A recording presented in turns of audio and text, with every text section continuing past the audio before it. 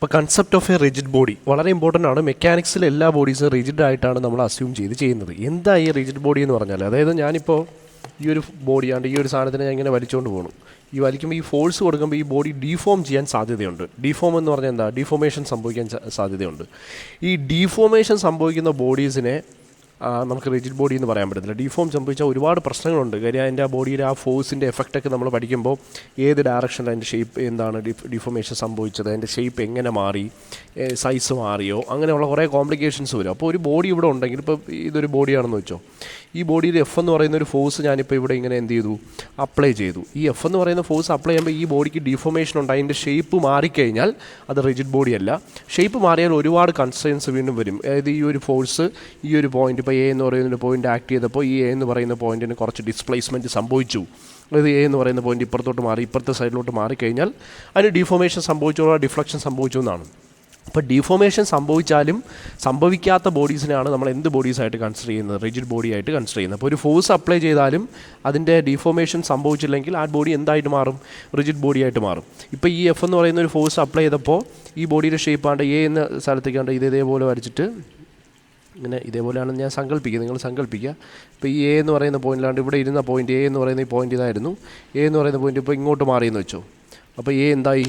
ഈ പോയിന്റിൽ നിന്ന് എ ഡാഷ് എന്ന് പറയുന്ന പോയിന്റിലേക്കായി. എന്ത് കൊണ്ട്? ഈ എഫ് എന്ന് പറയുന്ന ഫോഴ്സ് അപ്ലൈ ചെയ്തപ്പോൾ. അപ്പോൾ ഈ എഫ് എന്ന് പറയുന്ന ഫോഴ്സ് അപ്ലൈ ചെയ്യുമ്പോൾ എ എന്ന് പറയുന്ന പോയിന്റിൽ നിന്ന് എ ഡാഷിലേക്ക് ആ പോയിന്റ് മാറിയെങ്കിൽ that means it is not a rigid body. അതൊരു റിജിഡ് ബോഡി അല്ല. Concept of a rigid body എന്താണെന്ന് വെച്ചാൽ, a rigid body is one which does not deform.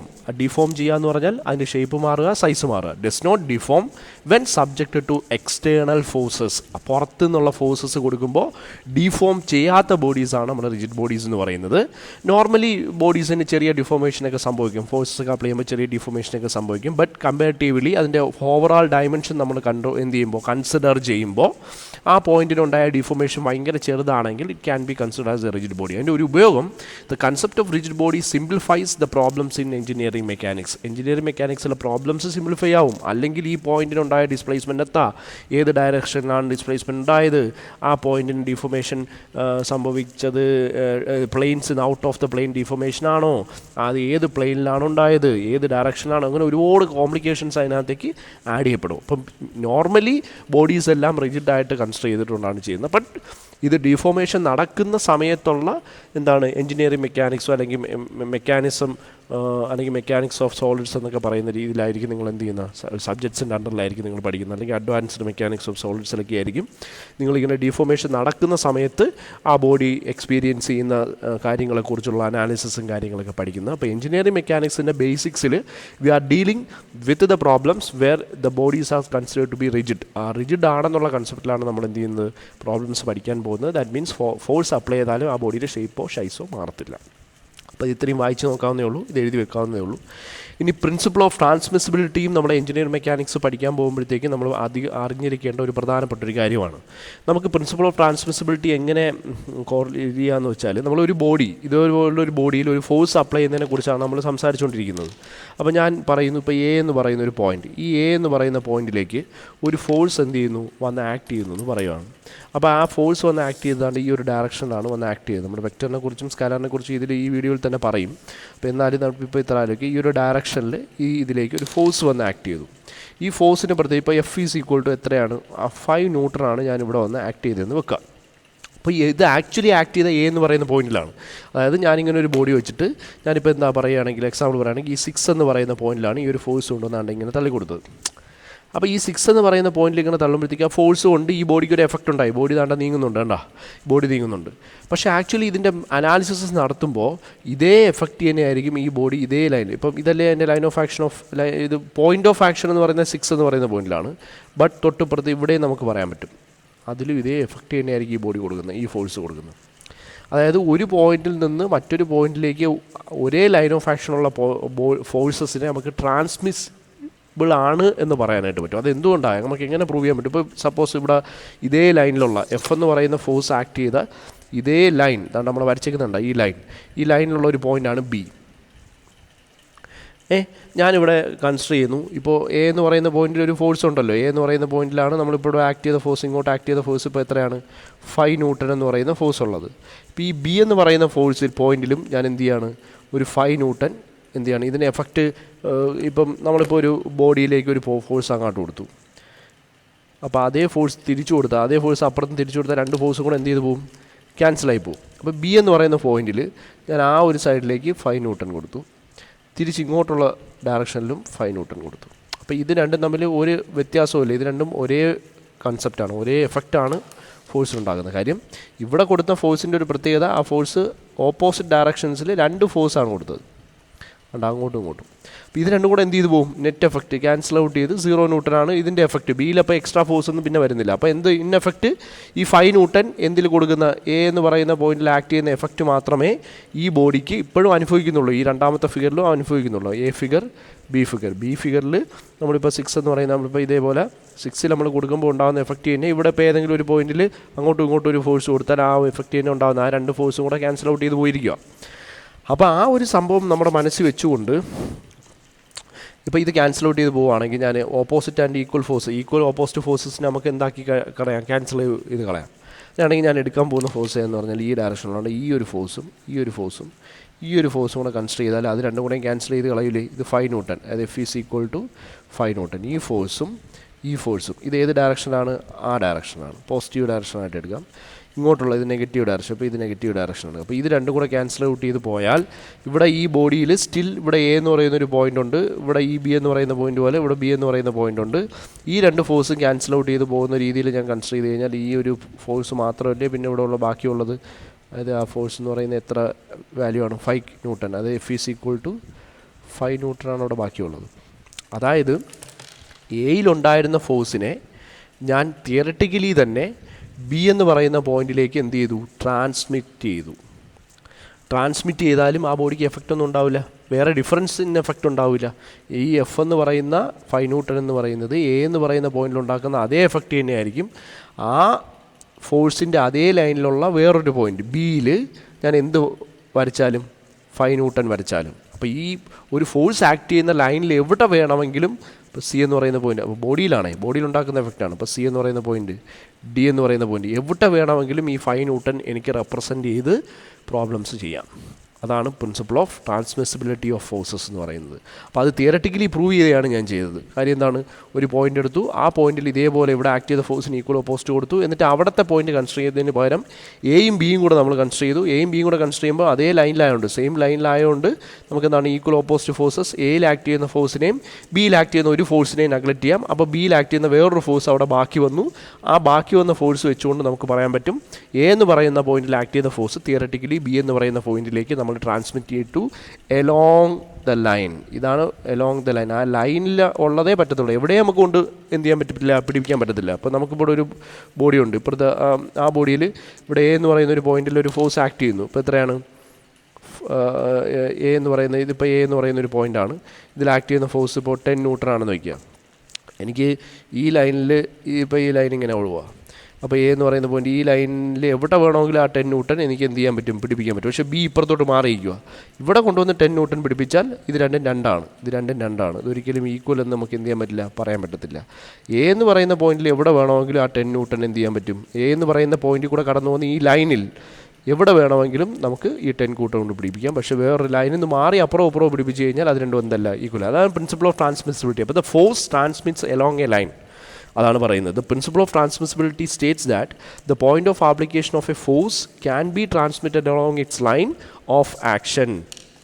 അതിൻ്റെ ലൈൻ ഓഫ് ആക്ഷൻ എലോങ് ആയിട്ട് അത് എന്ത് ചെയ്യാൻ പറ്റും, നമുക്ക് ട്രാൻസ്മിറ്റ് ചെയ്യാൻ പറ്റും without changing the effect of the force on any rigid body. ആ റിജിഡ് ബോഡിയിൽ ആ ഫോഴ്സിൻ്റെ എഫക്റ്റ് ചേഞ്ച് ചെയ്യിക്കാതെ തന്നെ നമുക്ക് എന്ത് ചെയ്യാൻ പറ്റും, അത് ട്രാൻസ്മിറ്റ് ചെയ്യാൻ പറ്റുമെന്നാണ് പറയുന്നത്.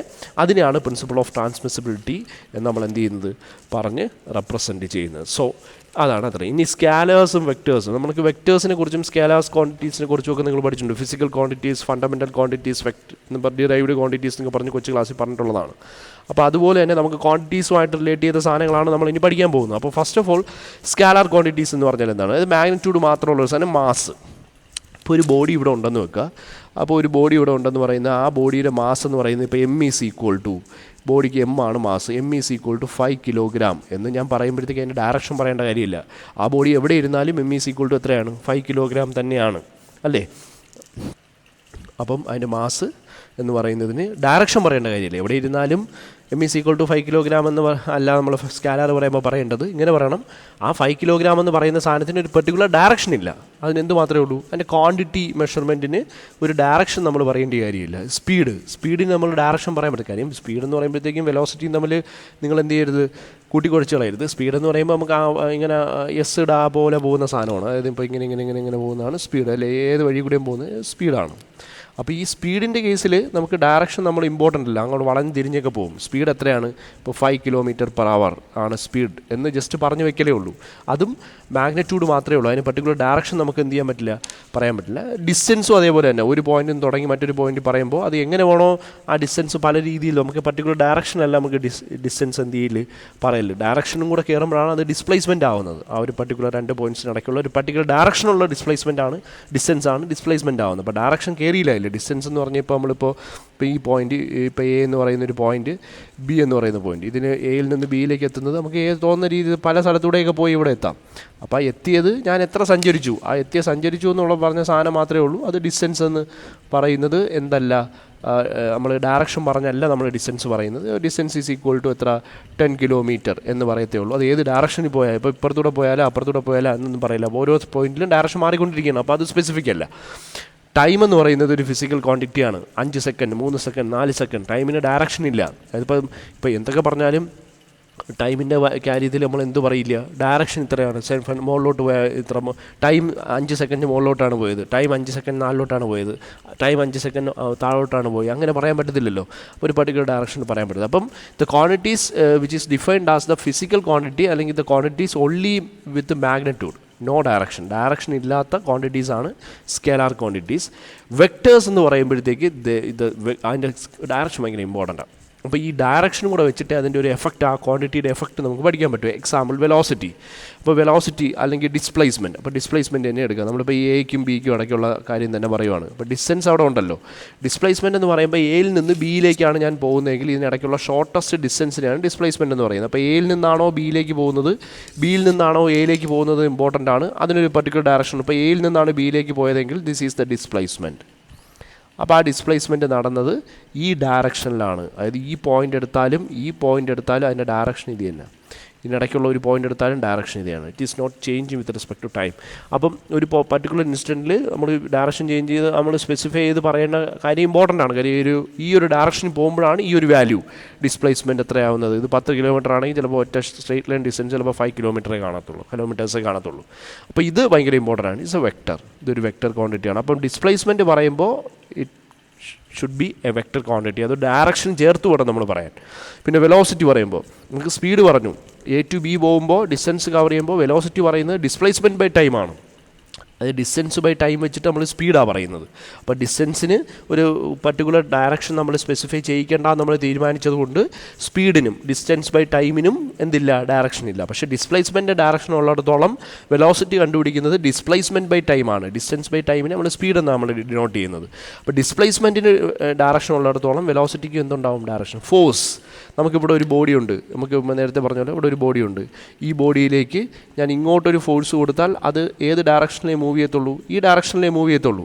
അപ്പം വേറെ ഡയറക്ഷനിലാണ് ഞാൻ ഒരു ഫോഴ്സ് കൊടുക്കുന്നത്. ഇതേപോലെ ഒരു ബോഡിക്ക് ഞാൻ ഡയറക്ഷൻ ഫോഴ്സ് കൊടുക്കുന്നത് ഇങ്ങോട്ടാണെങ്കിൽ എന്താണ്, ഇതിൻ്റെ മൂവ്മെൻറ്റ് ഈ സൈഡിലേക്കായിരിക്കും. അപ്പോൾ ഈ ഒരു ബോഡി എ എന്ന് പറയുന്ന ഒരു ബോഡി 2 സൈഡിലും 2 ഡയറക്ഷനിലും ഫോഴ്സ് കൊടുക്കുമ്പോൾ അതിൻ്റെ മോഷൻ വരുന്ന 2 ഡിഫറൻറ്റ് സൈഡ്സിലേക്കാണ്. സോ ഫോഴ്സ് എന്ന് പറയുന്ന ക്വാണ്ടിറ്റി പറയുമ്പോഴും അതിൻ്റെ ഡയറക്ഷൻ ഭയങ്കര ഇമ്പോർട്ടൻ്റ് ആണ്. അതിൻ്റെ എഫക്റ്റ് ആ ബോഡിയിൽ പഠിക്കുന്നതിന് വേണ്ടിയിട്ട്. ദെയർഫോർ വെക്ടർ ക്വാണ്ടിറ്റി എന്ന് പറയുമ്പോൾ the quantities which are having എന്തോന്നാണ്, ബോത്ത് ഡയറക്ഷൻ ആൻഡ് മാഗ്നിറ്റ്യൂഡ്. അപ്പോൾ അതിന് മാഗ്നിറ്റ്യൂഡും ഉണ്ടാവും, അതിനെന്തും ഉണ്ടാവും, ഡയറക്ഷനും ഉണ്ടാവും. അപ്പോൾ ഡയറക്ഷനും മാഗ്നിറ്റ്യൂഡും ഉള്ള ക്വാണ്ടിറ്റീസാണ് നമുക്ക് എന്ത് ക്വാണ്ടിറ്റീസായിട്ട് നമ്മൾ എടുക്കുന്നത്, വെക്ടർ ക്വാണ്ടിറ്റീസായിട്ട് നമ്മൾ എടുക്കുന്നത്. ഇനി വെക്ടേഴ്സിൽ യൂണിറ്റ് വെക്ടേഴ്സ് ഉണ്ട്. യൂണിറ്റ് വെക്ടേഴ്സ് എന്ന് പറയുന്നത്, യൂണിറ്റ് വെക്ടറിൻ്റെ പ്രത്യേകത മാഗ്നിറ്റ്യൂഡ് 1 ആവുന്ന വെക്ടറാണ്. Unit vectors is equal to magnitude is equal to 1. Magnitude is unity. Magnitude എന്ന് പറയുമ്പോഴത്തേക്ക് നമ്മളിവിടെ പറയുന്നത്, ഇപ്പോൾ നോക്കി, ഡിസ്പ്ലേസ്മെൻറ്റ് ഒരു യൂണിറ്റ് വെക്ടറാണോ, 5 കിലോമീറ്റർ അല്ല, അത് 1 കിലോമീറ്റർ ആയാൽ എന്തായി, യൂണിറ്റ് വെക്ടറായി.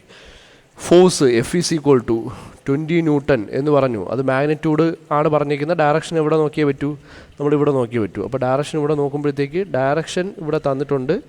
മാഗ്നിറ്റ്യൂഡ് എന്ന് പറയുന്നത് 20 ന്യൂട്ടൺ ആണ്. അപ്പം മാഗ്നിറ്റ്യൂഡും ഡയറക്ഷനും കൂടെ നോക്കിയാലേ ഇതെന്തായുള്ളൂ, ഫോഴ്സ് എന്ന് പറയുന്ന വെക്റ്റർ ക്വാണ്ടിറ്റി ആവുള്ളൂ.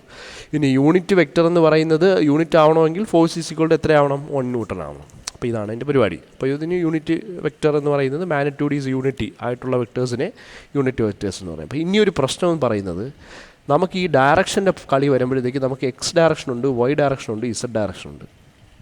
അപ്പോൾ ഈ 3 ഡയറക്ഷൻസിൽ മൂവ് ചെയ്യാം.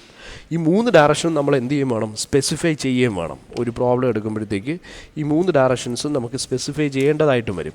അപ്പോൾ ഇങ്ങനെ 3 ഡയറക്ഷൻസും സ്പെസിഫൈ ചെയ്യേണ്ടതായിട്ട് വരുമ്പോൾ ഒരു ഫോഴ്സിനെ, സപ്പോസ് ഈ ഫോഴ്സിനെ ഞാൻ എന്ത് ചെയ്യാൻ പോവാണ്, റെപ്രസെൻറ്റ് ചെയ്യാനായിട്ട് പോവാണ്. അതായത് ഒരു വെക്റ്റർ ക്വാണ്ടിറ്റി ആയിട്ട് റെപ്രസെൻറ്റ് ചെയ്യാനായിട്ട് പോവാണ്. അത് നമുക്ക് അടുത്ത പാർട്ടിൽ നമുക്ക് പഠിക്കാം അല്ലേ. ഇതിൻ്റെ കൂടെ ആയിട്ടുണ്ട്. എത്ര മണിയായി, 15 മിനിറ്റായി. ഓക്കെ, അപ്പോൾ അടുത്ത പാർട്ടിൽ നമുക്ക് എന്ത് നോക്കാം, ഇതിൻ്റെ ഈ വെക്റ്റർ നമ്മൾ അധികം അതിനകത്തോട്ട് ഇറങ്ങാൻ പോവാം. നമ്മളിപ്പോൾ ഒരു റിജിഡ് ബോഡിയാണെന്ന് പറഞ്ഞു, ആ ബോഡിയിൽ പ്രിൻസിപ്പിൾ ഓഫ് ട്രാൻസ്മിസിബിലിറ്റി പറഞ്ഞു, ആ ബോഡിയിൽ ആക്ട് ചെയ്യുന്ന ഫോഴ്സിനെ കുറിച്ചാണ് നമ്മളിപ്പോൾ സ്റ്റഡി ചെയ്യാൻ കൂടുതലും പഠിക്കാൻ പോകുന്നത്. അതൊരു വെക്റ്റർ ക്വാണ്ടിറ്റിയാണ്. അതിൻ്റെ ഡയറക്ഷനും മാഗ്നിറ്റ്യൂഡ് ഇമ്പോർട്ടൻ്റ് ആണ്. ഒരു യൂണിറ്റ് വെക്റ്റർ ആവണമെങ്കിൽ ആ ഫോഴ്സിൻ്റെ മാഗ്നിറ്റ്യൂഡിൻ്റെ വാല്യൂ 1 ആവണം എന്നുള്ള കാര്യങ്ങൾ പറഞ്ഞ് എന്ത് ചെയ്തു, നമ്മൾ നിർത്തി വെച്ചേക്കാണ്. ഇനി നമുക്ക് അടുത്ത സ്റ്റെപ്പിൽ നമുക്ക് വേണ്ടിയത്, ഇവിടെ വേണ്ടത് എന്താണ്, ഇതിൻ്റെ അടുത്ത സ്റ്റെപ്പ് വേണ്ടത് എന്താണെന്ന് ചോദിച്ചാൽ എന്തോന്നായിരുന്നു, നമുക്ക് ഈ ഫോഴ്സിൻ്റെ റെപ്രസെൻറ്റേഷൻ, അതായത് വെക്റ്റേഴ്സ്. അത് നമുക്കിപ്പം വെക്റ്റർ ഒരു ഡയറക്ഷനല്ലല്ലോ, ഇതിപ്പോൾ തോന്നുന്ന ഡയറക്ഷനിലാണ് ഞാൻ വരച്ചേക്കുന്നത്. അതായത് ഇപ്പോൾ ഇങ്ങോട്ട് എനിക്ക് ഫോഴ്സ് വരയ്ക്കാം, ഇങ്ങോട്ട് എനിക്ക് ഫോഴ്സ് വരയ്ക്കാം. പക്ഷേ നമുക്ക്